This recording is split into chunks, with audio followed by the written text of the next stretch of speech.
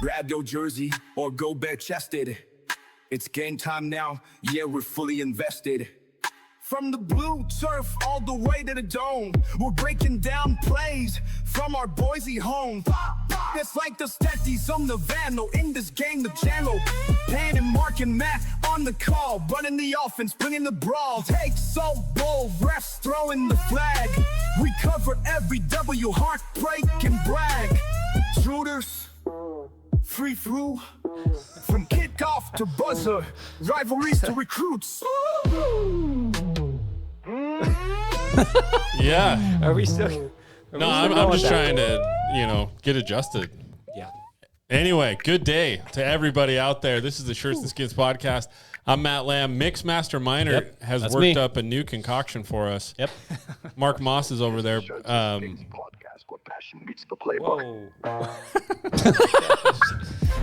Tell us about it, Brandon. I'll What's tell up with you, that that's intro? a new one. That's a new intro. That was What did you feed it to spit that out? so I got on multiple different AI generators on that one. Yeah. So with it's like mixed a reviews. multi-mix. It was a multi-mix. I'm an AI mixer. That's my mix. I don't know. It said go grab a jersey or go bare-chested. Bare-chested. Shirts and Skins. Right? Yep, there it is. Yep, and that's one. Guys, we're back. We're super excited to be here. We got Yes. some good stuff to talk about. We've got basketball. We've got football. We also have Brandon Minor with a potential fix for NIL. This is going to be big. So stay tuned for It's going to that. be really big. Guys, good to see you. Yep. Good to be here. Okay. We don't have a Jackson. we don't have a Jackson. We got Mark. Mark's next a to the Jackson. video. This is my first time here, so bear with me. Yeah, no, you're doing great so Okay. far. All right. As far as I can see. Okay. We don't have any new faces to put up on the wall. Okay. Sorry to Tim Roby. We'll get it there. I feel bad for Tim Roby. My bad. Total my bad. Like total my bad. We'll get you. We owe him, but owe not his $10. No. We're keeping That's it ours. That's ours. Keep it $10. You know, I spoke to somebody on the board today. Who's that? Mustachio, Chris Minor. We need more to put on this guy. Okay. Because I offered him a chance to come defend himself on the pod, and he refused. Like a coward. Weak. You don't want to come? Didn't want to come. He was too afraid to come up and defend himself. So I think we should all let him have it. Yeah. I mean, put on whatever, Face an eye tat. patch, a face tat, scars, a hat, tat. a do-rag. Yeah, teardrop Whatever. tat. That'd be good. So anyway. All right. No new faces. Yep. We did get a comment. I'm not going to read the whole thing. Okay. But they're like, hey, in an hour and 10 minutes, I clicked to the part where we didn't know about Alvaro Cardenas being first team, second team, whatever he was. Look, again, how many times do we have to talk about expectations, right? This is a Shirts and Skins podcast. Mark? I heard one time the root of all unhappiness is unfulfilled expectations or something like that, right? Yeah. If you were expecting, what are we at? 50 something here? Like, how many episodes are we at? I don't even know how many episodes we're on. We're in the 60s. How are you 63, expecting it? I Yeah. think. That said, we are we're doing our best. Sometimes we stump each other. We're gonna, but we do have some. Brandon's got his Yeah. computer. I've got my computer. Yep. So we're gonna try and fact check in real time. The knowledge in this room has doubled just by Brandon bringing his computer. So Yeah, look, it's on me a lot of times. A lot of times on me, and we don't have a guy in the chair. yeah. Jackson lasted like what, 3 weeks, Jackson 4 weeks, couldn't take and the he was heat, done. dude. Yeah. He couldn't take the heat. And bless You his ran heart. him out of here. Bless his heart. Yeah, you did. If you ran him can't out. handle it, it's You better ran him that he get out. and then And not then only you made did you Mark run him do out, it. and then yeah. Yeah. Hey, a if mess. we're lucky, we can run It's a Mark out. mess. Jeez. Okay. Mark's doing great, though. Okay. Good So job, far. Mark. Yeah. Hey, let's talk about the crown, Yep. boys. Overall thoughts on it. I'll say my piece. I liked the crown. And what I mean by that is I watched the first 2 games. Yep. I feel bad. I didn't watch the game last night. But I was intrigued by it. I was invested. I thought it was cool. My brother Ren was there. Yeah, He that sat- was cool. He sat right on the bench, Can I- next to the bench. Can I talk about that? Yeah. Didn't cheer once. Ren didn't. Stone face the whole game. Him and his family right next to Leon. Too cool. And you know, if we would have, if we could He have, didn't have any Boise State gear either, did he? Yeah, he did. Oh, he Boise did? State Okay. shirt on. Okay. So Ren has been a fairly strong critic of the man he was sitting right next to. Yeah. Was that why he wasn't cheering? What was I don't happening know. that he wasn't cheering? I mean, a fist pump, a clap. I mean, anything. he's not going to go full Matt Boucher down there. No, but still give us something. Was you could see him Boucher the whole down time. there? Was Boucher down there? I know Boucher's no. I'm thinking of his buddy Sanchez. Sanchez was down there. He's down there. Does he live down there, or he actually traveled don't down know. there? I don't know. What do you think the traveling contingent was from Boise State? Not family, not members at Boise State. People that, and not people that just happened to be there, like Ren. 4. Well, he kind of happened to be He there. took 4 people. At least 4. Didn't he he just- didn't happen to be there. It's What do you mean? It's his spring break. So Yeah. his 2 daughters are in school. Okay. They went down to St. George and just carried on through to. Okay, so it was a quasi. What do you think? What would be your best guess? 50 people, maybe? Was there that many from don't Boise know. that traveled just for that? Oh well. Probably in the 50s. 54. So I poo-pooed it like our last pod. Immediately you poo-pooed I it. did. Immediately. I you will be poo-pooed. honest though. I love the concept. I love the. I mean, it's not. We all know, not the NCAA, whatever. But I'll tell you what. The games, the parts of the games that I did see, I didn't see anything yesterday. I saw parts of the first 2. They were, first of all, the TV production was better than most of the games all Agreed. year. Well, then we had Gus Johnson on the Yeah. call, Gus and Johnson. that makes a big difference. And before Huge Gus difference. Johnson, you had Tim Brando, which he likes Really good. Boise State. Fantastic. Yeah, I yes. love Tim Brando. So Yeah. they treat Fox, and now granted, they're trying to make some money out of it, and they treated it like it was big time. And so it felt, now granted, there was no one in the stands barely, but I don't know. I loved it. And I know people were saying it was overplayed, but for Gus Johnson, every other minute to be like, and they're playing for 50 grand. And it was awesome. I think it added, and I honestly think, depending on if it sticks around or whatever, but I mean, those guys. I think it'll stick. I listened to RJ Keenan, and he was talking. I didn't want to go in on the money too much, but the whole idea with NIL, money being on the line, I think was awesome. So they won 50 grand. They won Yes, 50. they They're won going to 50 divvy it grand. up somehow. Okay. But I think that was cool. I think the idea of having it in one location, one Yeah, week, and it I might as well agree. be in Vegas. I mean, I don't know of a better place to do than Vegas. Maybe I hear people say like Nashville. I've never been to Nashville. You guys been to Nashville? no. But I the hear it's kind of a T-Mobile cool Arena is spot sweet. on that side of the country that's similar to Vegas in some ways. T-Mobile Arena is sweet. Yeah, so I 'Cause don't know. Where Surprise. was it? It went to from MGM over Yeah, to T-Mobile. T-Mobile, yeah. Hey, can I throw this scenario? How do you think those conversations go down with, hey, how are we going to split this money up? I don't know. That's a Do you great thi- question. How involved do you think the players are? well, do you Like, wait, homie over there, like, he didn't even play. play? He didn't play. So the thing is that the guys that are the big time players are the ones already making money. Deggy, from what we've heard, is what $300K this year ish, right around that range, few $100,000. I don't know if I hadn't heard that. Cardine. Oh, okay, I had heard that a Okay. few times. I think they all. My guess is he, knowing the guy he is, I'll bet they divvied it up So 2 guys won't get it. because they can't because they're 'Cause they left on the- internationals. well- Right. And I think Cardenas, there's some weird rules with And the is it international. Ugbo as well? Yeah, and Ugbo. So I don't know what the rules are there. Oh, but, sorry, Ugbo. Sorry, Oh, bro. dang, There- bro. there's I some weird. couldn't- There's some weird. Sorry, rules. bro. I don't know. The Venmo Shoot. doesn't work. Thanks for that rebound kick out for me to hit a 3. Honestly, if I was, I would say it should be split. If you're on the team and you played all year, the thing is that I never went far enough in my basketball career, or you either, or you in football, that you were the end of the bench guy. You know what I mean? And I always felt like that would be tough to all year go to every training session, every practice, every whatever. You're the scout team guy. Yeah. That's hard, and it takes a special guy. And granted, they're not the ones making the plays in front of everyone. And I'm not saying they're But they're as helping those valuable. guys. They are, and so I would like to see it. Not that I really care, but I wouldn't be shocked if they just split it So evenly. you have to take it away from the players to an aspect because you don't want the players fighting over it. No. So you got to have JD and Leon get together and be like, how are we going to do this? Yeah. Well, and before you can't be like, oh, You have to do it before. We're going to split it. I don't think you can do it before if it's going to be because like, you're not passing this. If I get more stats, I get more money. Like, you don't want that to even sort of But even if however they figure it out, that's fair. That's the most fair for what they think. They have to announce that to the players. Yeah. And they have to have buy-in from the players. It's a new dynamic that's wild to me. Can I ask you a question? Go ahead. How good was this year's team looking back? Based on how the crown went, how the season went, how the tournament went. Okay. Okay. I mean, they were good, obviously. If you were to rank with the 300 and how many? Oh, here we go again. Fact checking. And it's in the yourself. 300s. Okay, let's What's say in the 300? roughly 300 college basketball teams. 360 something teams. Yeah. Okay, where would you rank Boise State?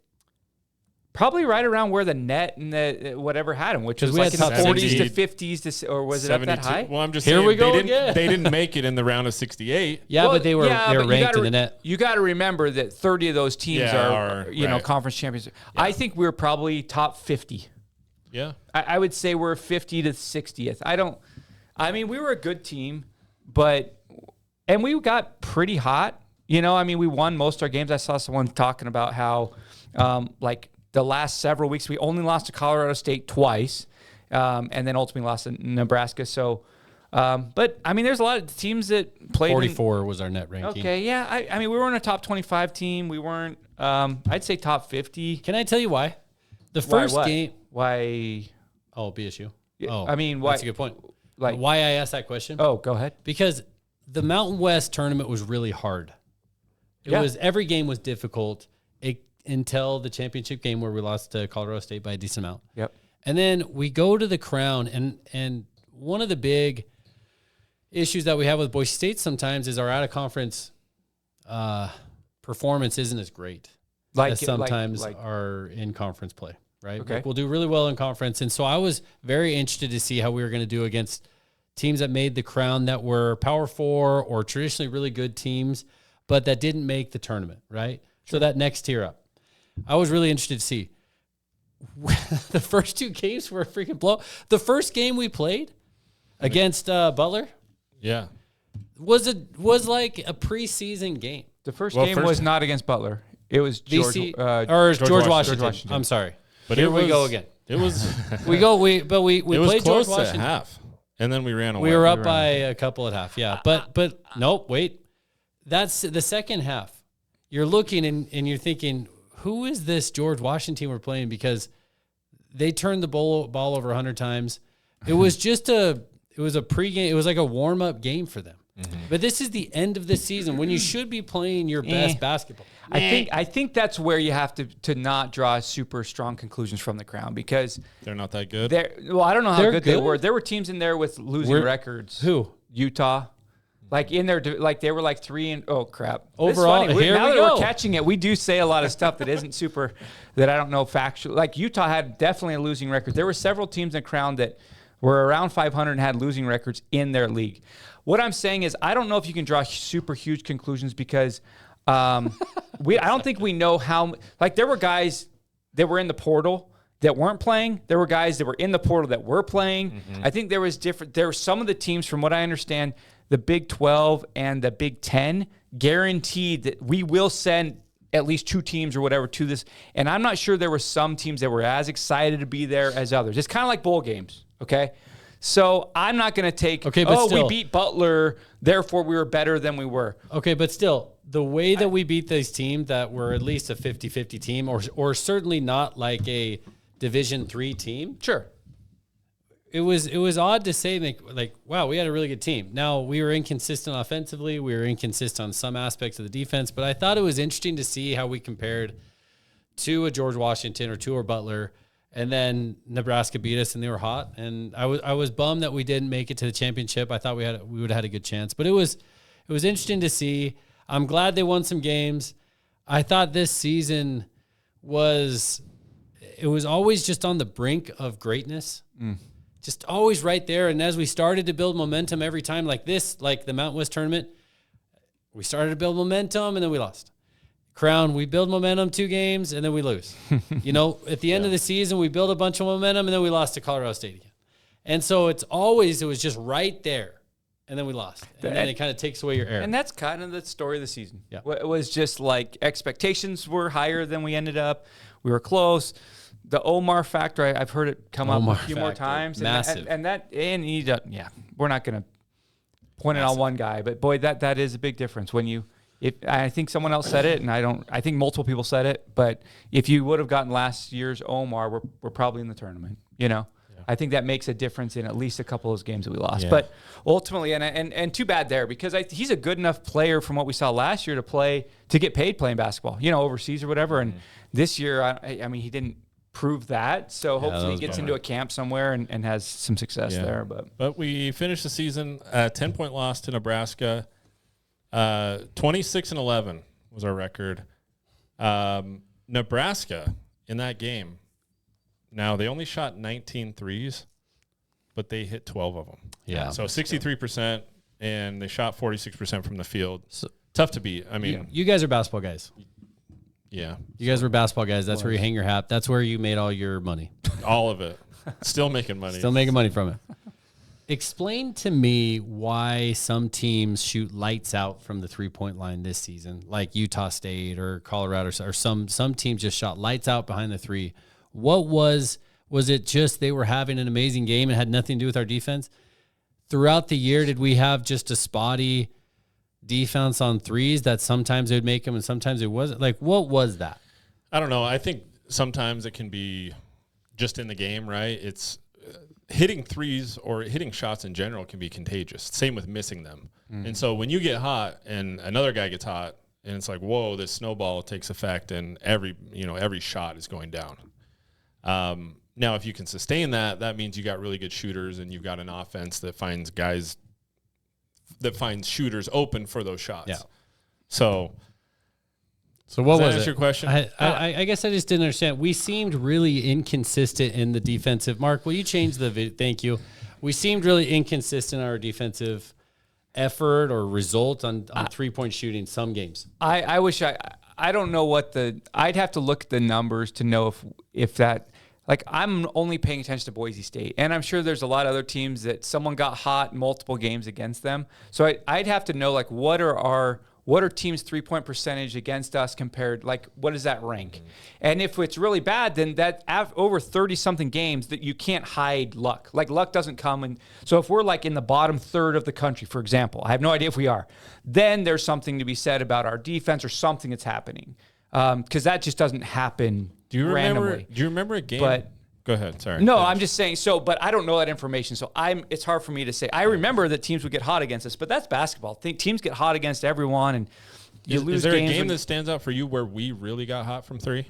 We didn't shoot the three ball well this year at all. We were in the mid 200s. I will say. Yeah. I'm pretty sure I know that we were not good at shooting the three, and I don't remember too many that we were just on fire. No, it seemed like we'd hit some. Our game against San Diego State, we shot a lot. We didn't really. We were still like in the 20s percentile, but we offensively rebounded. I can tell you with Nebraska, offensively, how they did this year. Okay. So go ahead. Do you mind? I know they weren't good, and they were way better against us, but hard to say. Again, you can't take one game. I think that's true. I'm just saying be a trend. It was 32% for the year that ranked 240th NCAA wide. Right, and then they were 12 of 19. That's a killer. That's a killer. And we lost the rebounding battle, which we hung our hat on all year round. That's true. And so, we won the free throw battle though. That's big percentage wise. Oh, we did against Nebraska against Nebraska. Oh, okay. We were 10 for 11. They were 15 for 18. Okay. So. Do you mind? So, what? Any other thoughts on the Crown? I like it. I think it'll be around. I actually do. I mean, it all depends on Fox, whether or not it'll be around for how long. But as a secondary tournament, to not have to pay, like the NIT, you're paying expenses to go somewhere. Like this was all paid for. Like chartered us there, paid for the hotel, paid for everything. If that made any sort of money for Fox and they're still into it, then I think it's a great consolation prize. And then you're talking about the reality is these teams that are losing the first round. Like let's take a team, not Boise State. Boise State's different because we've never won in the NCAA tournament. Our fans, we want is that win, right? But take a team, maybe a Butler, a team that's been in the tournament, has had some success in the tournament. And if they're a middling team, and let's say they were going to be a 12 seed, or the option is to go, I'm sure they'd still take the NCAA tournament, but the reality is a consolation prize where you're in the crown and you could win $300K. It's not a bad consolation prize. Yeah. And so I think it was great. I would like to see what happens with these preseason tournaments too. Do they kind of adopt this model as well? Where that's it's a good point. Hey, going to That's a good point. Wherever it is, Hawaii or wherever. So there was a preseason tournament this year that NIL money was involved, but it had nothing to do with the outcome. Every team got $100K or whatever. Yeah.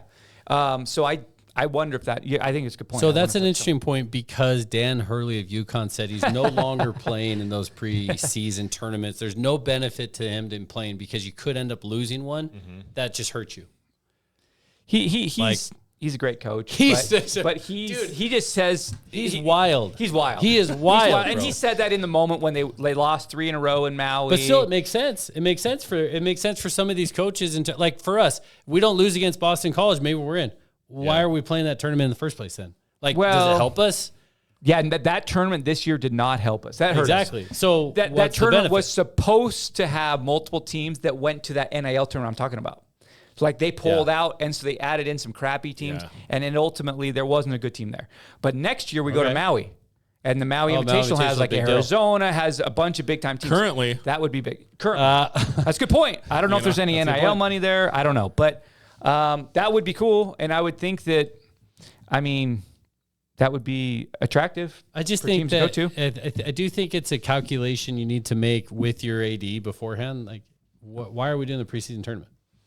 Like, what's the benefit? If we don't win it, are we just harmed more than we're helped? Yeah, because like you get the kids and you take them on a vacation, and that's fun. Well, and I think that's they went to the Grand Cayman, man. Yeah. Think about how many of those kids have been Grand Cayman. It's pretty cool. Maui next year. That's a selling. I heard Leon or someone in the basketball department. Tell us how you feel about BJ going. No, not BJ. That's how you feel. But they were talking about they were talking about how they're using that on the recruiting trail right now in the portal. We're going to Maui next year. I think David Moat said it. One of the coaches. So I mean, it's a recruiting tool. Yeah, which is interesting. Well, you know what those kids are going to say. So what about BJ? Show me my money. Yeah, I'll go, but how about some? How much am I getting paid to go? Show me my money. No, that's good. It's a good point, and that leads us into the next topic, right? Or do we want to finish up basketball? What else we got? NIL. I kind of wanted to talk the Duke game. Okay. I could splice over this video. Do you want to see it, Matt? Yeah. A horrible call. I haven't seen it. I see. You haven't seen it? You haven't seen it, bro? I went out to eat last night with some friends. You didn't watch Me and my wife went out to eat. So. Oh, this isn't going to make sense for you. I know. I'm going to get a lot of crap. Bro. So this is late. Like Duke's up 14, almost all the second half. Okay, the comeback is coming. They're up 1 at this point. Duke's choking, absolutely. And let's be clear here. Choking takes 2. It's not that Duke just choked. Houston made all the plays down the stretch too. But they're up 1. They're at the free throw line, 1-1, front end of 1-1. Okay, that's how. And it's been fairly chippy all game. I don't know how I feel about Mark saying choking takes 2, but it takes 2 to choke. You know what he means. Okay, to the clip. Roll the clip. All right, roll the clip. Here we go. Why did you wink at me, Mark? So anyway, so Cooper Flag's having a great game, but they go dry. Choking, dry. Okay, let's keep going. Yep. Keep going. Duke's shooting. And this play happens. Okay. They call a foul. Run it back. They call. Look what the guy's holding him. He's hooking him from behind. Hook and hold. Well, Look, he's holding him right there. Flag. Flag goes for the rebound. Gets the rebound. No, he didn't get the rebound. No, he didn't get the rebound. Oh, didn't get the rebound. The ball went to Houston anyways. That's the thing that's crazy. Houston still got the ball. So that call right there was their 7th call. So Houston goes down and shoots 2 free throws and go up 1. They make them both. From that call. And now they're up 1. I don't know if you like Duke or not. I'm not a big I like fan. Flag. I'm not a big. Cooper Flag's good player this year. It was a horrible call. As bad. So bad. Yeah. And that's why it's hard. Man. I hate basketball. That's why I hate watching basketball. Dude, it happened in football this year. How many times? Not as much as in basketball. Remember the BYU Utah thing? We talked all about that. That was a joke. It happened. It happened. It happened in the Super Bowl. Freaking But Remember? it's so subjective to these basketball referees. In some situations, they know when the player is driving to the hoop that they will call a foul prior to the play even happening. You know that's and in this case, the ref interjects himself into the game. Why? Why the ref show? Does he get paid more to be like? It's so ridiculous. It's a horrible. I'm with you. I hate that. I hate that about basketball. You know, it's the same thing. There's a lot of reasons why soccer. I love my daughter plays soccer. I love watching my daughter and her team. But sitting there and just watching soccer is tough for multiple reasons. One of the other reasons, though, is until recently, now they have this replay stuff. Same thing, though, is that you're getting the refs calling an offsides or not calling offsides, calling a handball or not calling a handball is like huge in the scheme of the game, right? And it drives me nuts. Yeah. That a game can come down to a call or a non-call. And not only that, I just feel like these calls are more subjective than they are anything else. I mean, a charge anymore, they haven't been handing out a lot of charges. You have to be set. I love that. I love that too. It makes it so much better. But these are all bang plays that the ref probably didn't see. He just has to call. He's just 50-50. Yep, charge or a block or whatever. Yeah. And I hate that about basketball. I don't necessarily disagree. What's the solution, though? You can't be reviewing every call. What was basketball like in the 90s? Fighting. No, it was very physical. Yeah, it was more dude, physical you can than it is punch now. somebody and only get a technical foul. Seriously. You like forearm somebody coming across the key. Well, now that's a T. we were just talking about that last night, right? Now, incidental contact to someone's head or neck, and it's a technical. Yeah, and that you was in can't that touch game. it. So, Yeah. Matt, you missed that too. To start the comeback, they're down 14.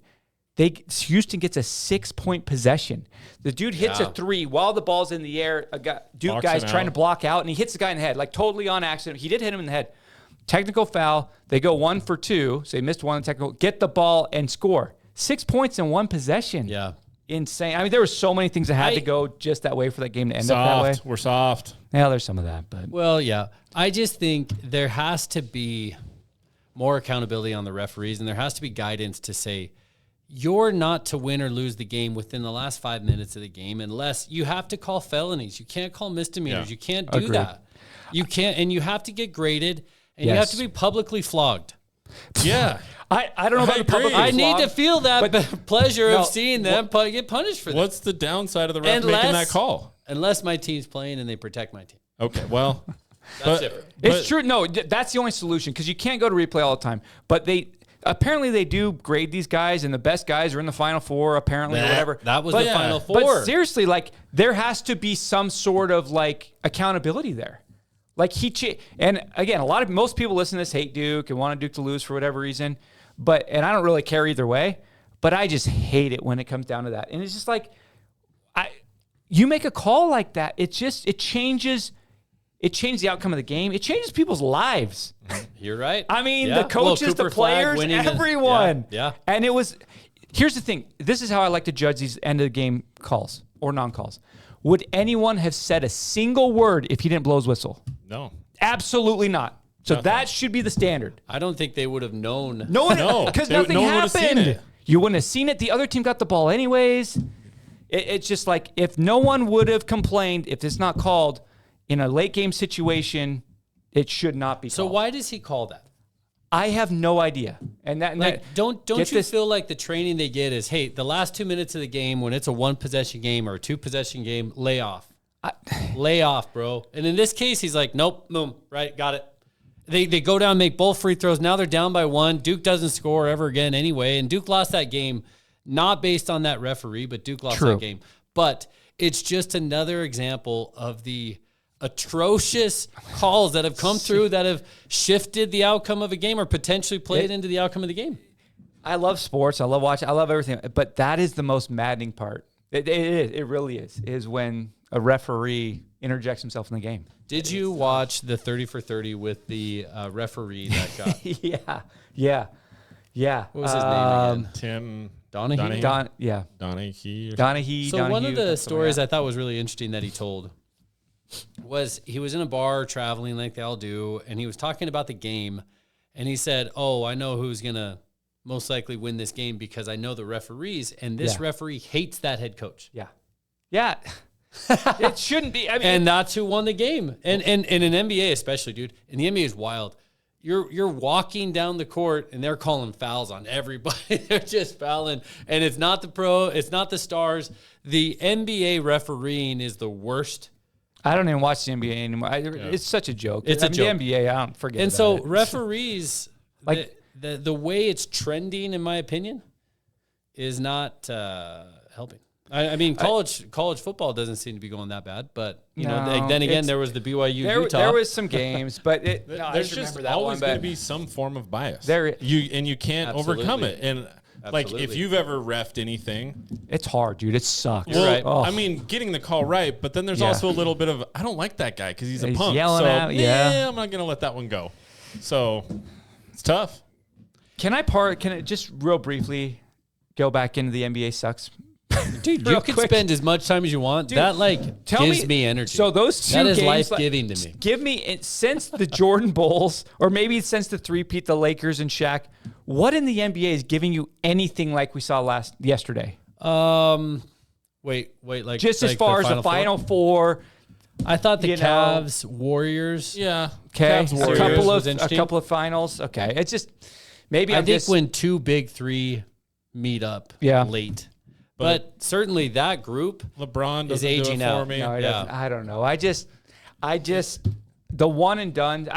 Sometimes the best team doesn't win. In a best of 7 series, the best team's going to win. Most of the time. We need, who we need to talk to is there's a guy that we are friends with who loves the NBA, Derek Hansen. I want to get his opinion on it because I went and saw 2 NBA games this year. First time I've seen an NBA game in 7 or 8 years. Yeah. No, 4 years. I went to the Jazz Clippers game. Wine and cheese crowd. What was it like? Did you like it? Was it awesome? It was the Thunder. So they're historically like one of the better venues to go to, from what I understand. I think I've heard the crowd is good there. I have and thoughts whatnot. on it. I have thoughts on it, Go and ahead. I want to tell. And if you could indulge me in telling this, Hey, Brandon, please tell us. okay, Would you? Yeah, I'd like to. Thanks. So my son is 12 years old, and he loves Shea Gilgeous-Alexander, Okay. who's a star. I'm just stretching. Sorry. You're right. Yeah, I'm good. Okay, settle in. Settle in. Great. Can you just Get call comfortable. him Gilgis, though? Oh, great. Not Bro, Gildress. mute him. Mute Call him. Gildress. Gildrenius. Gildruski. Okay, go for How it. it bugs you that I Good messed that morning, up? Gil. Movie. It always. So we've been friends Anyone? since first freaking grade. But his name's Gilgis, Okay, right? but I got it wrong by one letter. But we don't need that letter. I know we don't need it. You need it. Dude, You need it gone. Okay. what you got? All right. SGA. Okay. He loves him. Favorite player in the NBA. So he really wanted to say, hey, let's go see him. So for his 12th birthday, I said, okay, for your Christmas thing, we'll go see a game. I booked. Was it Christmas or birthday? It was a combo. It was like a combo. It was a combo. It was a combo. All And right. it's like All right. when you hit 12 in our family, we'd like to do like a special trip that's not too crazy, but something we can do. So I said, okay, let's go see a game. So we booked it in March. And I bought tickets to back-to-back games, Denver Nuggets both nights. They played I didn't the know Denver it was Nuggets They 2 nights in a row. I didn't know they 2 did nights that. in a row. I didn't know they did that. It was kind of interesting. Weird. And it just so happened that the first night they played was a Sunday. And it was 2 teams that were fairly hot. And there was sort of an MVP race component to it. Okay. With Jokic and SGA Yep. and Jokic. So we ended up staying at the hotel right next to the stadium. It wasn't like the nicest hotel in the world. It wasn't the most expensive hotel. I was like, oh, we'll be fine. The Nuggets stayed there, which was kind of a cool experience for us. Okay. But I had no idea of the game that some of these fans have on chasing down celebrity athletes. What do you mean? Like Autographs, right? autographs. Or just I had no clue. Yeah. Like I really had no clue how much they cared or how much they care and how much Okay. they put into it and everything. And so That it's like a game, like you said, right? There's rules. There's a things world- you can be good at. Really? It. you can be good at it. And I had no idea. I have no idea what you're talking about right now. I'll they're go just into it. standing outside of the hotel waiting for an autograph type of thing. Well, so I'll tell you about both. So we're at the hotel and these guys get harassed all year, and they have to hate it, especially Jokic. Jokic, wants to be riding a chariot horse somewhere, and so But what was interesting was the players will walk through the lobby and somebody will say the name. They won't acknowledge it. Like Jokic, multiple people are, so they cleared the venue for Jokic. But all the other players, they didn't. And so people would be yelling their name. They just look straight down and walk straight. Are they listening to their headphones most of the time? Just staring at their phone. Yep. And we ended up riding the elevator with Zeke. I forget his last name. Anyway, he was a super nice guy. He actually let Quinn take a picture of it. But that was one thing. We go into the game, and you got to go an hour early. That's when they open it up. We run to the spot that they're warming up. Was everybody running? Was this like a mass? The people that were lined up that early, we all were running, right? So we did this the second game because on the first game, we just went to look. We weren't sure exactly what to expect. So the second game, our whole goal was to get one signature. Just of any, him. Oh, okay. Yeah. And so we were like, okay, he warms up, so we'll just run down. So anyway, we run down, and we get a decent spot near the area that they're practicing. And I'm sorry for all the 5 listeners that are listening to the story if this is not interesting, but it's interesting to me. Our moms. They'll like it. Dude, I met Ryan Lee, by the way. Oh, did you? Yeah, so He's a nice guy. in Jerome. But continue. Okay, so we're there. Jerome. We're there, and this is my 12-year-old son. I just thought most of the people wanting autographs would be just kids. Like, I don't want an autograph. Like, it's cool to see, it's cool to take a picture, but I'm not like getting an Yeah, autograph. what are you going to do with it? Yeah. Okay. Got it. Because these aren't people that I idol or worship or whatever. So anyway, we're lined up, and Shea Gilgeous. That's correct. I think that's proper. He's good, dude. Those Yeah, NBA he's players good. are freaking He's good. amazing. They're good. They're incredible players. So anyway, he gets done, and he kind of runs to the opposite side of the baseline that we're at, and he starts signing anything that people are throwing in his face. Mm-hmm. Hordes of people start rushing him, right? And so the line against the barriers are 2 or 3 deep, and we're right on the barrier on our side. Yeah. And I'm like, oh, we'll be fine, right? So people will get an autograph and then go around to the next spot and get an autograph of something else. Leapfrog. So by the time he gets over to us, Yeah. 4 or 5 people are shoving and pushing me. And I'm like holding this spot Yeah. for my son. He's like tight against the barrier. yeah. And I'm like, hey, chill out. Yeah. They don't care. They're pushing and Yeah. shoving and everything. And Yeah. they just throwing stuff at him. Yeah. And he's just not talking to anybody, just signing. And I get what he's doing. He's like, I Yeah. got to do this. Yeah. So he gets through and everybody leaves and leapfrog to the next spot. And I'm like, what is happening? Did you wait? So Bro, hold on. what is happening? Did you get? We got it. Oh, you got it. We got it. We got a little basketball that's signed from him. And I was like, I was so shocked at what that experience was like. Huh. It turned me off to it. Well, that's cool. You got it. That's awesome. Yeah, we got it. And I'm not interested in going back and doing it again. What was the game like? So here's my thoughts about the NBA. Yeah. Yeah. Because they I've been in a game for like 20 years since I was a kid. So here's what's so fascinating about the NBA. Everybody on the NBA team is so good. they are, no doubt. Every single person on that team is incredible. Yeah. Right? But with the NBA, you need one guy that can score at will. And if you have that guy, you build a few other guys around him, and that's how you do it in the NBA. Yeah. Because they don't miss, dude. Yeah. And in college, I think it's a lot more exciting because I don't know who's going to score. I don't know that we Right. can score. I don't know how to do it. We don't have any, like this year, we didn't have anybody that could like score at will. Yeah. And in the NBA, the first game, Shea Gilgeous got 40 points.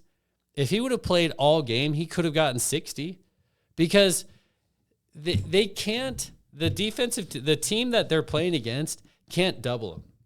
Because if you do, then wide open They shooter, kick it out to they have a couple of guys on their team that can shoot and score. And so the game is so different than in the college basketball. It's wild to me. And essentially the ref is protecting Jokic and SGA. Jokic would get in a bad spot. He'd fall down, throw his hands up, foul. I mean, it's so scripted. It's wild. Every time he goes up and he pushes his head back, foul. And it's so blatant. yeah. I just didn't like that part at all. Yeah. Anyway, so the game was fun, but it's so different. You know, it's the highest level, and you have to keep feeding these guys that can score unlimited points Yeah. whenever they want because they're so good at it.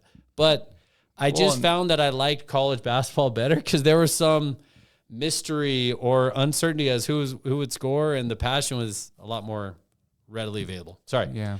Anyway, Cool. okay. Yeah, basketball is one of those sports where you have one really good guy, and that can take over the game, right?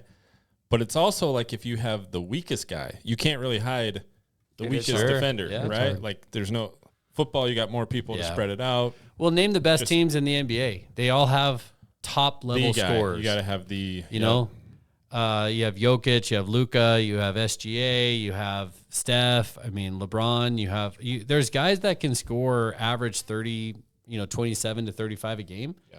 KD, whoever those guys are. If you have those guys, you have a chance to make a run. Yeah. Because, you clear it out. And if he's not on, maybe you can kick it to some of your supporting cast and they can score. And anyway, I thought it was interesting. Huh. Are you guys worried about NIL in the portal? Yes.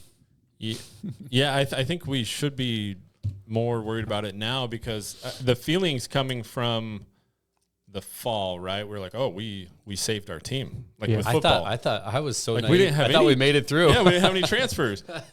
And then we hear about Andrew Simpson. Yep. Right? Can we talk about He's Andrew gone. Simpson and Feely? Yeah, let's do it. he was the other one. So Andrew Simpson posted that he was leaving on X. Okay. And he said, I think he made a reference to God and religion, which is totally fine. And then one of the first comments that I saw was, hey, look, God has nothing to do with it, but cool, good for you, good luck. And then he clapped back like, I'm not going to be embarrassed to talk about God in this. And he's like, this is the last time I'll make a comment on this subject. And I thought, bro, if you're posting on a fanatical sport, people are going to be pissed and people are going to be happy. Just know that. Yeah. It's like, it's not a reflection of what you are or who you are. It's like, look, you're making the best decision for yourself. Everybody understands that. But yeah, there's going to be people that are upset. But like, move on. It's not like you have to reply to the haters because the haters going to hate. The haters going to hate. And so I didn't understand that necessarily. But that was a big loss. Yeah. That was a bummer. He was a really good player. Mark, your thoughts. Is Andrew Simpson easily replaceable? No, I mean, ultimately, I think, so back to your, in the fall, you got to remember, we were coming off the feel good of the season. The season was amazing. The season was the best season we've had in a long time. There's a lot of positive juju going on. Ashton Genty's, highs, just all of it. Fiesta Bowl for the first time in a decade. And Spencer Danielson and the staff held the team together. But this second portal window is tough. You know what I mean? Because I don't know if it's just because what happens is you're on that high, but then that dwindles, right? And so obviously there's no if and but about any of it, okay? There's no doubt. We know these are not guys looking for playing time. These are not guys that we don't think they were unhappy with their situation here. These are, and again, I'm not criticizing, but these are two guys that are leaving for money, period, end of story. I mean, that's got to be 95%. I would be shocked if that was not the overriding majority. And I'm not saying that's wrong. Let's talk about that. Kobe Young's back in the portal, by the way. Yeah, he is. Kobe Young's back in the portal. But Come back, home? baby. so it's just, I don't know. I have a lot of thoughts on it. We were, in a sense, we were spoiled by Ashton Genty. But his Not situation was so different. 100% we were spoiled. His was so different. Braxton Feely and Andrew Simpson are both very good players that have a market out there, but they're not for sure NFL guys. They're potential NFL guys, I think. I think both of them are potential NFL guys. Yeah. But they don't have a guaranteed payday coming. So the reality is... Like EMAC? So EMAC, same situation. So it'll be interesting to see these guys, But the reality is, in Feely, for example, I mean, he's married. I don't think he have a child yet. How did he get married, Mark? Do you know anything about that? Well, like, so we want to talk ceremony? about that too, man. Spencer Danielson married the guy. It's just crazy to me. But here's the thing, and I want to talk about that too, but I don't think he was making hardly anything here. Like, hardly anything here. And because he's not a top name. No, he's not. I didn't even know he was a starter. I mean, I hate to say that, but like apparently he was. But they rotated. They six rotated, or seven but he guys. was one of the main guys. Yeah. So we'll see what the number, hopefully we get that information. But if someone says, okay, you can stay at Boise State and make $25K, I guarantee he's not making more than $25,000 cash here. Or you can enter the portal. I mean, he's from Provo. Wouldn't be shocked if he's a BYU kid. I mean, that one coach was here a few years ago, is their defensive line coach, knows them. And you could make $200,000, $300,000, $400,000. If that was my kid, my daughter's a big time. She's a 13-year-old soccer player. But if she was that Big time, she dude. likes Big soccer, time. bro. Hey, bro. She likes Nice. soccer. My son plays sports. gotta If lean one in. of them was in that situation, if one of my kids was in that situation, okay, and someone comes and tells them, like, what are you gonna say? No, don't do it. What do you Stay mean? where- What are you going to say? What do you mean? If it was my child and you're getting offered $400,000 to go somewhere else, to a place that probably, let's be honest, has a better academic standing than Boise State. Stop it. Not possible. We all know it's true. Stop Not likely. Okay, but don't give me why- that crap. Don't give me that crap because academically speaking, the job prospects are not any different from Boise State to BYU. Continue. I don't think that's accurate, but that's fine. It doesn't matter. I'm not saying he's going to BYU. I don't know where he's going. That's why I went to both. Do I need to Yeah, fact there you check go. that? I'm not. All I'm saying is I understand. I totally You understand going for the money. I get it. I do. Yeah. Yeah, obviously. It's like you're setting yourself up for, like, think about if you came out of school with $300,000 in your pocket. Yeah. I mean, so I'm you not hear going to get what- mad at the kid. Yeah. Did you hear what Spencer Danielson said about Feely? Yes. And so it'll be interesting to see. I'm going to play that. We're going to play Please the clip. do. Right now, Right or now, you're gonna right now. Okay. I knew this question was coming. Want to be very, calculated when I talk about it. Obviously, I'm not going to speak a ton about Brax. I love him. We'll always love him. My heart hurts that he left. I do not believe that that's the best thing for his life. We had that conversation. Like I said, I married Braxton last year. I'm a part of his life forever, and will love him forever. But I do not believe that was the best decision for him. Talking about that space, for us here, I want our players to be focused and chase value over currency. Right? You're focused on one of the. Okay, I'm sorry. I have to talk about that. Yeah. Go ahead. The designation or the difference between value is something that takes a long time to understand in your life. Yeah. And the fact that It's a he has to hard teach sell. that to this place. It's a hard sell. I man. mean, anything you're selling, Yeah, it's a anything hard you sell. sell, Yeah. you have to say, look, it's not all about price. Like insurance. This is going to be so boring. Take a break on this podcast if you want. if you're interested in anything that's interesting. But it's like, hey, this is the cheapest policy, but it's not the best policy, right?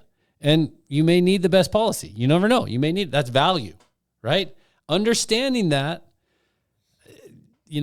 mature adults don't get that, don't always make the decision. And I'm not saying they're always wrong to do that, but the fact that you have to teach that to kids. Yeah. Well, here's my question, and I listened to that clip, and I appreciated I can keep going, it. but I can keep Oh, going okay. whenever you want. Yeah. Okay, so just to that point, and then let's keep it going. I understand what he's selling about Boise State being different and all these things. Yeah. Isn't every other school saying the same thing though? I Maybe. think they're going to you know say what the I same mean? thing. I do think we listen to this. Me and my wife are driving Okay. to go out to eat. Like I said last night, 'cause I didn't watch any sports. Tell us how cool you are with all your cool friends. Oh, that you went out to sorry. dinner Yeah, last go to a night. really nice No, dinner.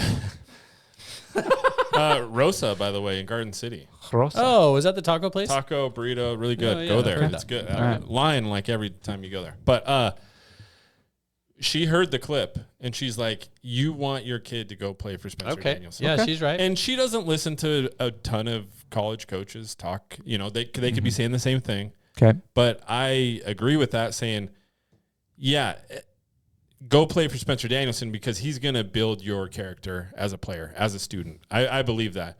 Now, can you sell that to a kid who's getting offered $400,000, $500,000 or whatever, $200,000, I don't know, and say, hey, but I'll make you a better person in the long run. Well- and they're like, Well, but the thing is, price plays into value at a certain point. Like, No doubt. It's not like one insurance policy that costs $100, another insurance policy that costs $5,000. You're going to buy the $100 policy. I mean, that's part of the value, and so you have to be somewhat close to sell on value. And I don't think we're anywhere near close. But yeah, that's a good point. It's a good point. Value or currency? Yes, in value, there is a financial piece to that. No different, and we're talking, this is coaches too. There is a financial piece, but there's a lot of value to be on this football team. How we're going to develop you, how we're going to grow you mentally, physically, spiritually, emotionally by being a part of this football team and seeing that we will absolutely make you the best version of yourself here. There's a ton of value outside of what you're making, even though that is a piece of it, absolutely. There's a lot of other values outside of currency that I want our guys focused on, and that's our team. Our best guys have always been focused on value, legacy, development, long-term, than guys that don't. Versus what you see a lot of happening in college football is guys just strictly chasing maybe the currency that is promised to them. And another just thing going on in the space is there's a lot of agents out there that do not have these kids' best interests at heart. I'm not trying to I have a solution to that. be negative about it. That's just the reality of it. They get paid if our players leave Boise State and go somewhere else. That's their job. They're not doing anything wrong, but for a guy like me that loves our players, where I know without question they will become the best version of themselves here, there's a lot of misinformation out there via some of these agents. And then that's hard for me because I love these kids. Not because they just play football here. I believe in how their life will be long-term when they stay here and become the best version of themselves. That's the hard piece. So these kids are getting misinformation from a lot of sources that do not truly care about them. Misinformation. I got a couple thoughts. Okay, hit us. So, one, I think devil's advocate here, Braxton Feely could say, I've been here for 4 years. You've made me the man I am. You married me. I've learned this, this, and this from you. I love you. You have impacted my life. But I have a family, and now I'm going to go get paid for a year, and I'm going to take everything. So that's thought one for Braxton, okay? Thought two is, as a player that leaves, you cannot have your cake and eat it too. And when I say that, the whole once a Bronco, always a Bronco does not apply to someone that leaves. I'm sorry, it does not. Okay? You, as someone that left to go get paid or whatever, you're, in my opinion, not to say you can never come back, it's not the same a few years down the road. When the Fiesta Bowl team meets and you left the team, Ooh, I don't really? think it should be the same. I don't think. Wow. Harsh. I mean, it is a little hard, Harsh. but it's like you left. You left for something different. And that's, I get it. You were part of last year's team, and that'll never change. You're part of that team, so I guess that is a little harsh to say that.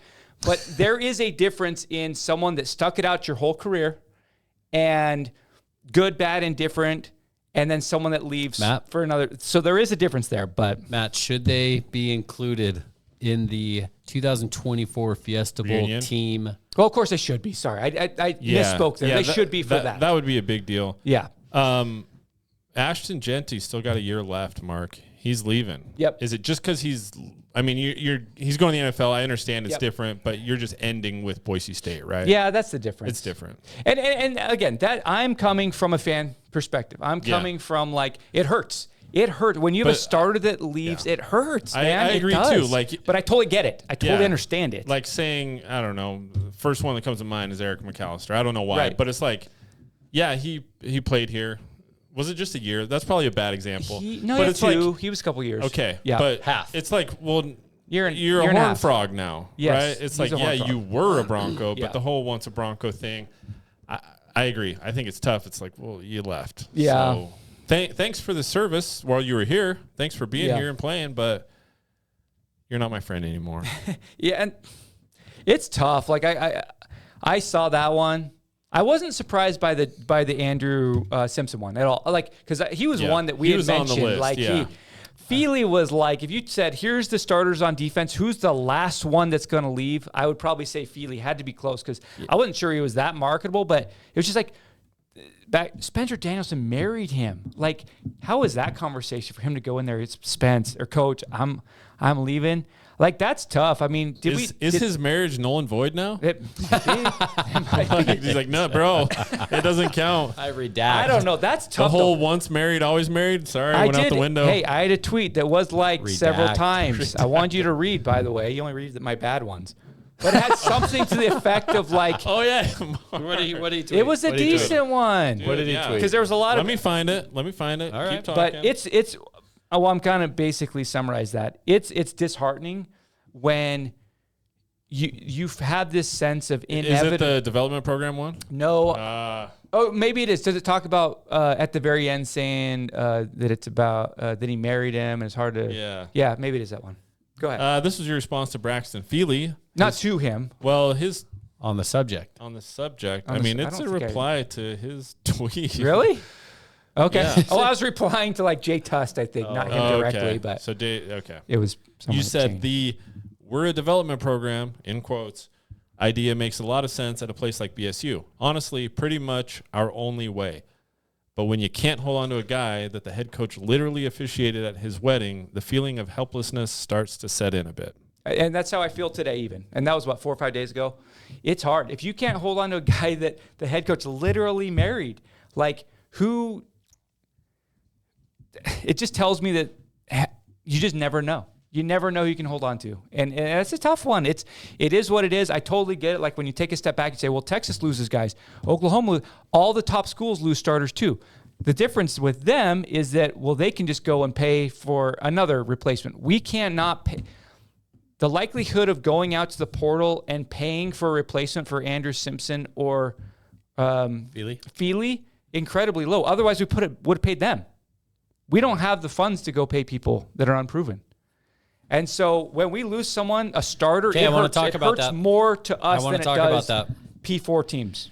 I really feel that way. Brandon Minor, Go ahead, NIL Brandon. Make me the solution. commissioner of the NCAA. You are. Go ahead. Which Then I'm gonna come to- NCAA sucks, by the way.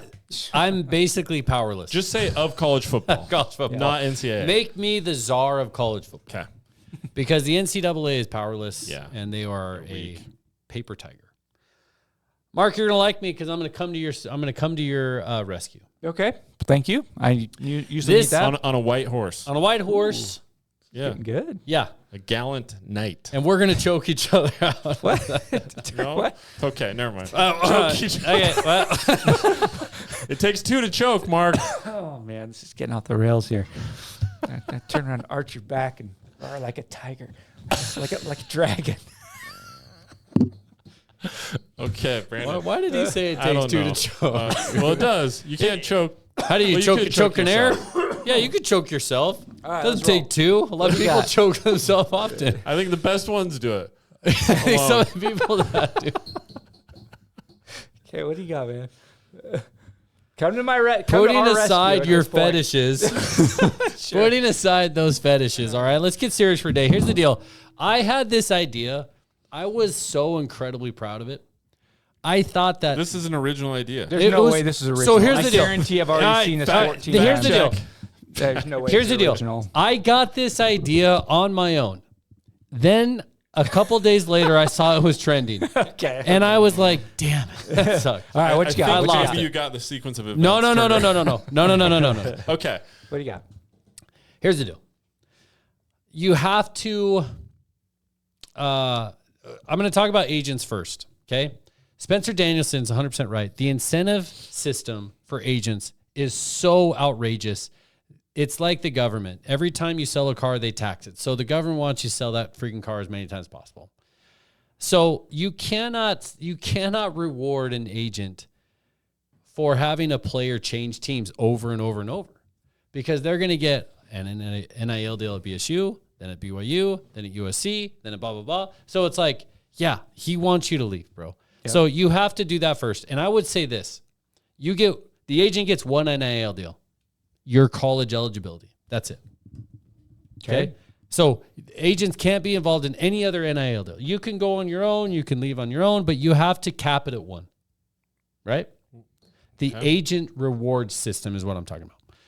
I would also cap how much an agent can get paid, right? Okay. Just like Yep. so many industries are regulated by how much you can get paid, insurance and all these things. Okay, you got to regulate that. And I'm the czar, and I'm regulating that. Okay. And then the idea that I thought was so groundbreaking that has been passed around on Twitter that we should talk about is a percentage of your NIL deal needs to go to the team you left.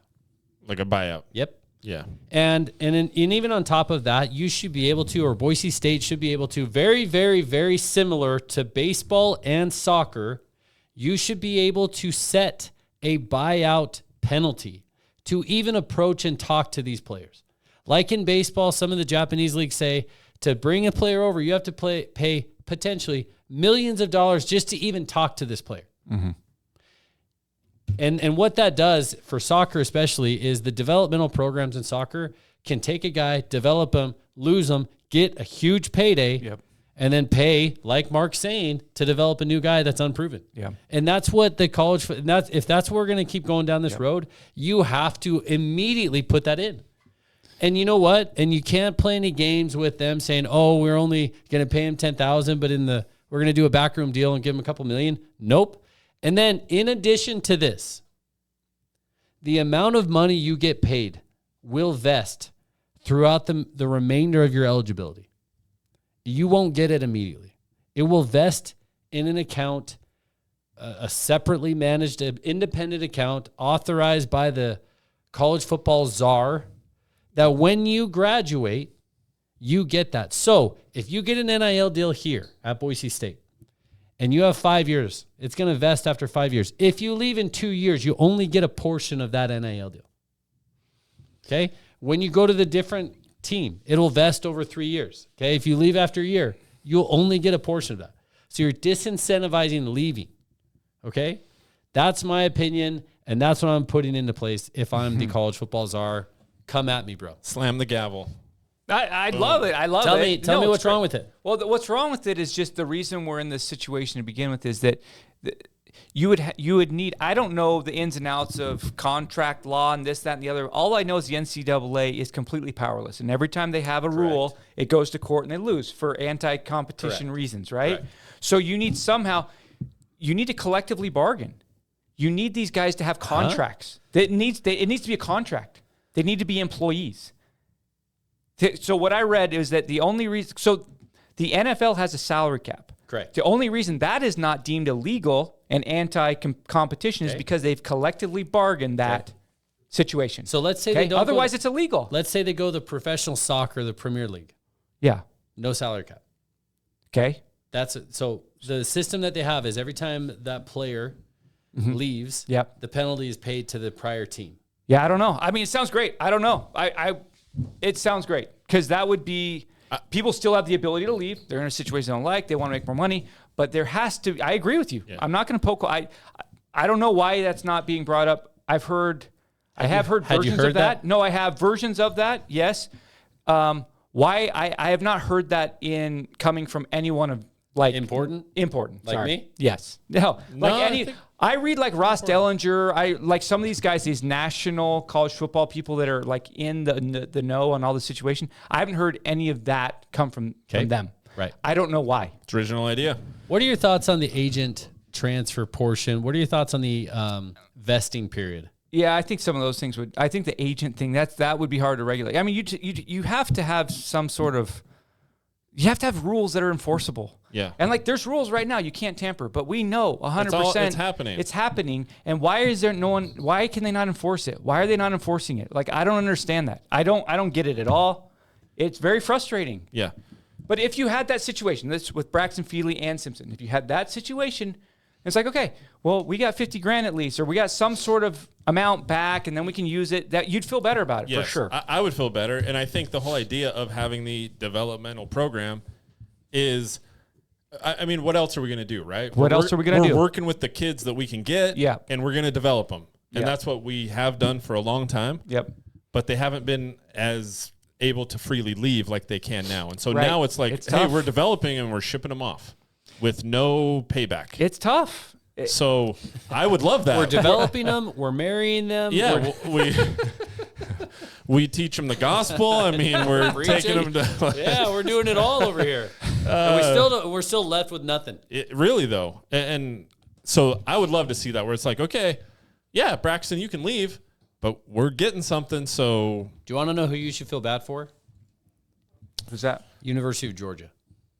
I do. I'm gonna play the head coach's take on NIL. Kirby Smart. Stuff going on right now, guys, in college football. I mean, there's people reaching out to have a Zoom call and present all the players they represent that are on teams, including our teams. And they want to invite people to the Zoom so they can watch and see who's going in the portal or shopping who's in the portal before the portal. do you want to get on the Zoom and look at all these players? I'm like, well, what if some of them are mine? I mean, it could be one of the most legendary, moments in all of college sports with what's coming up on this ruling and how people are going to try to manipulate a cap when all we're trying to do is make for competitive balance. And it's really unfortunate that I don't know if competitive balance is going to come out of it. I don't know if the kids win in this model that we currently have, if they win long term. Like long term, when we have to cut sports and cut other things, are the kids going to be the winners of this? Well, I think it's tough now that other schools can pay players. Not just the Not SEC. just the SEC. Yeah, they're struggling It's with that. about balance and fairness. competition and fairness. Fairness, Dude, man. he lost me. Yeah. I mean, he had some good points, and then he lost me with that. Well, it's like, yeah. give me a break, dude. SEC guy, come on You now. can't. I mean, you guys have been choking people out for decades, dude. For decades, they've been just killing every other conference and not paying a dime in recompense for But it. now they're concerned now, what's best for the hey, players. stop it. I don't think this is best for the players. It's like, okay. Okay, whatever. Whatever. But it's he's okay. right. He's Now, right. Who knows? Who knows? So that I mean- ruling is coming tomorrow on that house settlement thing, and who knows? Oh, wait, There's what some- house settlement thing? What are you talking about? So that's the whole thing's been going on for like a year with the lawsuits and whatever. Okay. So that salary cap, there's going to be a salary cap. It supposedly is going to be finalized tomorrow with the judge to say if it's going to go or not. They think most of it will. But it's just interesting because there's going to be a salary cap. But then I read something really interesting the other day. Is like, okay, the schools are going to have a salary cap of like $20.5 million to spend on all their sports, right? Here's the problem. That the SEC schools and Big Ten schools have brought up. They're like, well, wait a second. We're going to spend, most of that on football, but some on basketball, whatever. But the Big East, they don't have football. So they have $20 million. They could spend $16 million on basketball, whereas SEC is only going to spend $4 or $5 million on it, right? So now they're like, oh, crap, I'm so wait. sorry. I feel Yeah, so bad exactly, for right? them. The reality is, though, they're going to have a cap that's coming from the school, and then they're still going to have the NIL stuff from all the businesses. Supposedly, there's going to be this third party. Mark, I have to correct you, man. Are you losing me? Oh, what do we got? Go ahead. Correction? The word Wait, is a name? supposedly. Oh, here we go. What did I say? B Freaking- with a B? Here we go. I've probably been doing that my whole life. I'm There we 40 go. years old. Yeah. we got the words are. Supposedly. We got Thank the words you. are. Thank you. I'm fact checking. So I lost my train of thought there. Yeah, thanks, but Matt. thank you. Freaking thanks, dude. He does that to everyone. He'll do that to a toddler who's just learning to talk. No, My- you're saying my it own wrong. kids. You're saying it wrong, yeah. idiot. Yeah. So You were talking about the hearing and yeah. So Don't finish. It's not oh worth yeah, it. no. There's going to be a third supposedly. There you go. Supposedly, Yes. there's going to be a third party entity that Deloitte is running that's going to say this NIL deal from Blue and Orange store, that's a legit deal you can pay. And that $3 million Really? from the car, and there's no way that's going to work. It's either not going to work or gonna be things are going to rampant go with corruption. Things are going to yeah, totally go back It's gonna underground. be- It's going to be a joke. Because the schools So- are going to pay Deloitte, and Deloitte doesn't want to lose that agreement. It's a and joke. Deloitte- It's a joke. So ultimately, you're never going to have competitive balance. No one ever thought there was competitive balance before, but there has to be some Stop it. system. Kirby thought there was He never competitive thought. balance. No way. There has, but I'm on your side this time, man. The only way to do it is to have some sort of contract, some sort of way that if someone leaves, there's some, just like when Spencer Johnson leaves, which he will eventually, there's going to be a buyout, and Boise State's going to get $500,000 or something. That's the only way to even sort of make it so it's okay, So if the NCAA is powerless, which they are. which they are, who appoints this not board czar, and this college football czar? Tom Sorry, Holman coming over? It's basically like the Power Four So conferences. they were talking about Yeah. that this year, like college game day. They were all talking like there needs to be a college football czar, and they threw out Saban, and we had talked about Coach Chris Pete, Peterson, yeah. and we talked about some different players that need to come in and Trump lay down the law, where everybody looks and say we agree to your ruling, O czar. Type of a deal. Yeah, they won't do it, but that's fine, dude. It's crazy that they have these rules. They agree to the rules, and then as soon as one of their schools gets caught, Tennessee, Like they were. I can't remember. And as soon as they get caught, the attorney general of that state sues them. It's like it's insane. It's crazy. Is that like the Arkansas attorney general that was or who was it? Oh boy, here we go. We're gonna have to. I don't know. I don't remember know. the team. Or It's no, crazy. was it West Virginia? West Virginia governor was like, "Hey, we didn't get added into the tournament. they were I'm gonna gonna sue look him. into this." Yeah, he we're was gonna sue. He said he was gonna sue like the selection. And you committee or know, something. and you know They what the didn't get in. NCAA thought? Put it on my tab, baby. Yeah. Get in line. Put it on my tab. Get in line. You'll do just fine in 4 years. You'll take that and you'll win it. I would. It'll be interesting to see. Just to finish this topic up Put today, it on my tab. it'll be interesting to see what happens to Eric McAllister, Andrew Simpson. You know, We don't know Braxton where Feely. Simpson's going, right? We don't know yet. We don't know where where. any of those guys are Yeah, we don't know. Agbo. I mean, he left for the money. He started at USC. He had decent numbers. He probably wasn't an NBA guy. He's still not probably an NBA guy. He's probably going to be playing in Europe.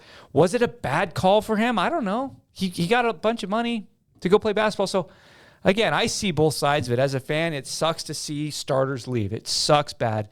And I hate the idea that we as fans, like the professional sports leagues, they don't go to their fans and beg and come up with 6 different systems for you to donate money and ask you to, like, there's so much fatigue, and it's just, and I get it. I totally get what I don't envy Jeremiah Dickey's job. It's a super tough job. They're trying to compete with the Power 4, and we're making $4 million a year from TV. BYU, for example, is making $30 overnight. Overnight, they went from making $1 million to $1.5 million per home game. That's what they were making at ESPN. They joined the Big 12. All of a sudden, they went from $6 or $8 million a year to $30. That's why, and I've said it 19,000 times, Kurt Apsey, us not getting into the Big 12 was the worst thing ever. No, it was. How many Kurt Apsey references have we had on this podcast? Not enough. You met him. Not You enough. met him in the I season. met him. I Took shook a his picture. hand. Your tail tucked I between regret your that. legs. No, I'm not joking, though. You're not. No, nobody. Everybody agrees with you. UCF went from being valued at $6 million in the AAC to all of a sudden they're making $30.5 million for TV. How? Cincinnati, same thing. BYU, same thing. You can't tell me, but just because they're part of that group, and us not getting in that group puts us in the situation we're in right now. It's tough. It's tough. It's tough, man. When you're trying to compete, we're making 10%. That's not right. Of what? We're making $3 to $4 million of TV revenue as just the Big 12. Not Yeah, we get a tenth of what they get. Yeah, forget not even talking about the SEC or the Big 10. So, like, I get what Jeremiah Dickey's doing, and Spencer Danielson and his brother are calling all the. Have you guys gotten calls yet from Danielson? They're calling all the small businesses in the state of Idaho to see if they can help. Like, I don't envy those serious? guys. Yeah. Are they really? Did they call you? for NIL. No, The firemen? no. The The Spencer firemen. Yeah. How many small businesses are there? There's gotta like be a lot. 200,000 or That's got to something be like a that. Yeah. robocall. Be like, I'm Spencer Danielson, Dude, and I'm coming. all to you I'm from. saying, it's just I feel bad that they have to do it, know- you but the wanna system know- is so messed up. You want to know how to reach all the businesses? Come on the pod. Yeah, Do it, yeah, exactly. you'll cover a lot in like. You'll get 3 of them. yeah, it's just so stupid.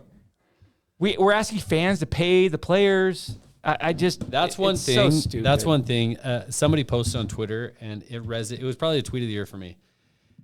After the Fiesta Bowl, after everything happened, Yeah.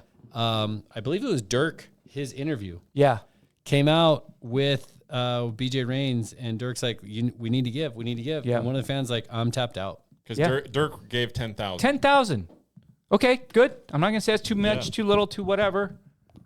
And it's almost like, I hey, can't give 10,000. Hey, do you guys like Braxton Feely? Do you guys like him?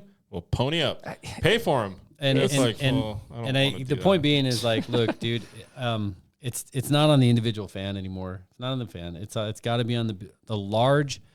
Like, look at the top 20 privately owned businesses in the state of Idaho, and just knock at their door all day long because. I think it's the state of Idaho too. I know I've talked. Yeah, about you've that. talked about it, and you're right. And it's a combination. And look, you're not going to get it tomorrow.